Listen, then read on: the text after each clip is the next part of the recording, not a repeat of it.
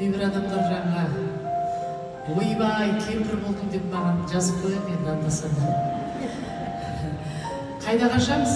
Я, Алла сол кемпірлікке де жеткізсін, қарттыққа да жеткізсін. Өмір болғаннан кейін сол әр уақыт өзі уақытысымен келеді. Кемпірліктен қашып жатқан жоқпын, мен де сол арманым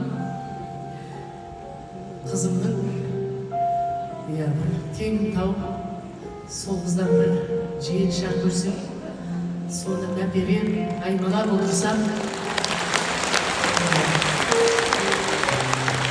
сондай арманым бар.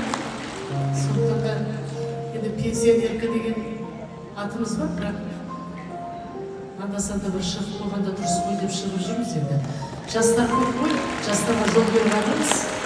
Баяғыда Роза тәжібайымыз айтушы, халқым менің деп. Мен енді халқым деп сөйлеуге әлі ерте. Роза апамның жасына жеткенде 90-да, 100-де солай сөйлесек бізге жарасады. Біз ол кісінің қыздарымыз, сондықтан да сонда да сіздердің қаншалықты бізге кешіріммен қарайтындарыңызды. Анау-мынау кейде болып тұрады ғой енді. Сондайларды кешіре салатындарыңыз маған. Сондай бір айтам, ой, қандай халық деген кішіпейіл. Ана үйдегі аналарымыз кейде қатты етеді ғой. Шақ еткізеді. Нағау күресі. Сондықтан да анамыз алдымызда болғасымыз ол кісілерге баламыз. Не айтса да, қалай сөйлесе де, таяқпен ұрса да біз көне береміз. Өйткені ананың аты ана. Жақсы болсын деп айтады ғой, жаман болсын деп шығып айтпайды. Сондықтан да сіздерге көп рахмет. Сырттай тілеулес болып, әрдайым маған жазып тұрасыздар. Енді жаман жазатындарыңыз да бар енді. Оны да мен енді қойшы оттама деп қоямын да, ұмытып кетемін. Өйткені жақсы сөздер көп келеді, жаман сөздер арасында болып тұрады. Енді оған да ренжуге болмайды. Ол кісі де ауруынан жазылып қалады, видимо, айтқан кезде. Сволочь, жынысты ба деп айтса, ол кісі жазылып кетеді. Сондықтан да аман болыңыздар, кім болса да.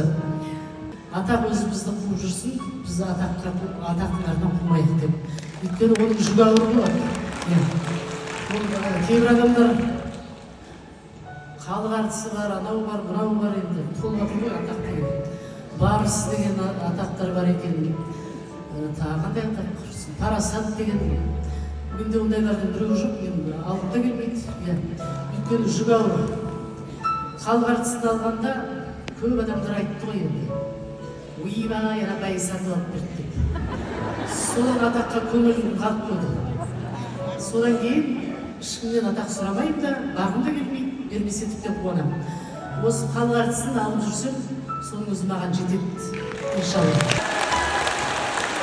Не деген гауи? Мынау енді байың жоқ, осыны құшақтап жат деп алып келдің бе? Одан да живой еркек алып келдің бе құрсын?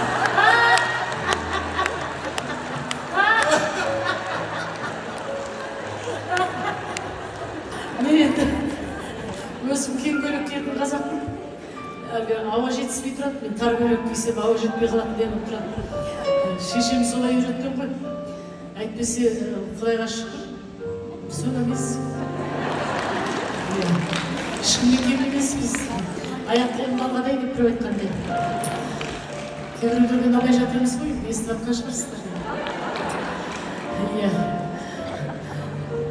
Неше түрлі адамдар болады ғой. Біраз қатты айтайын деген, өз атыңызға үй болыңызшы деп. Сосын қой енді оразайы ғой деп күліп тұрдым. Сөйтсем болмайды, бір кісілер.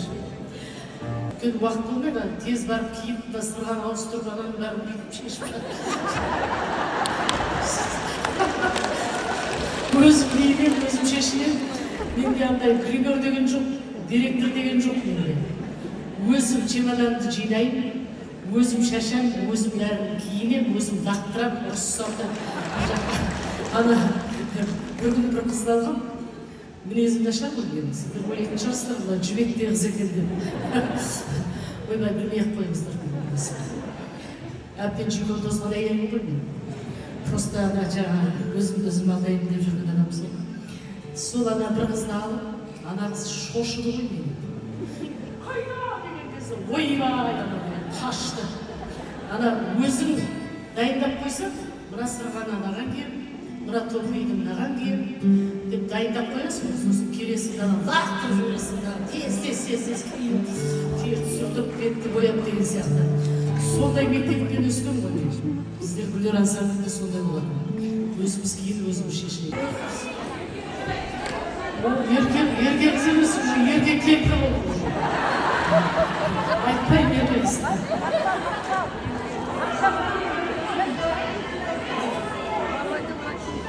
Дәл мендей айтайын жарайды. Ғазизхан Шекербековтің әніне жазылған Ербол Қайғолдиннің өлеңіне жазылған Дәл мендей деген әнді сұрауларыңыз бойынша қабыл алыңыздар.